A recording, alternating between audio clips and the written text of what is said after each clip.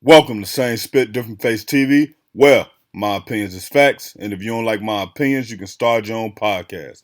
And it's free. So don't forget to spit on the like button, the subscribe button, and the notification. Now, Spit Squad, Lil Tim charges have finally been dropped for the 2020 shooting of King Von in Atlanta outside that nightclub. They basically let it go. Now, one of the reasons I believe they let it go is because when you look at some of the surveillance video, and it was a lot of video that what Trench's News talked about. If y'all not familiar with Trench's News, he covered everything Chicago. Go check out his YouTube page. But if I'm not mistaken, he was saying that some of that footage that they had out there basically showed other people going back to get guns from the Cobb, people from the O Block side, right? So, and when you look at Georgia, it is a stand your ground state. What does stand your ground mean?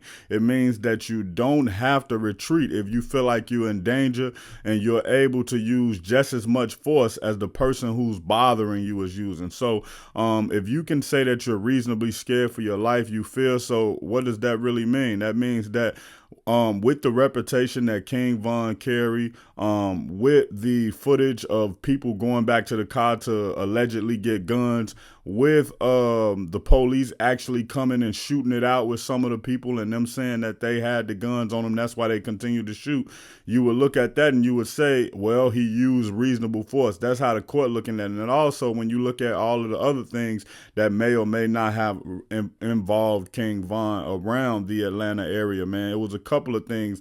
The one where they basically went to trial and they tried to say that it was a robbery, and they said that King Von and Lil Durk was in the robbery. Now, at first they said they had enough information and evidence on Lil Durk, but then they said they didn't have any evidence on Lil Durk, and they said that they were going to put King Von, if he would have been alive, he would have went to jail for it, not Durk. So when you look at all of the stuff that Von name was involved in, they would say, yo, his reputation preceded him, and the DA would look at it and say, well, and the DA is FANI Willis. Y'all have to remember this, that this is FANI Willis, the same one who's putting the RICO case on Young Thug. But she basically saying, hey, if Lil Tim didn't handle the situation like he handled it, it's a possibility that they could have been dead. And that means Quando, Rondo, and Lil Tim instead of King Von. So FANI Willis basically dismissed all charges against Lil Tim.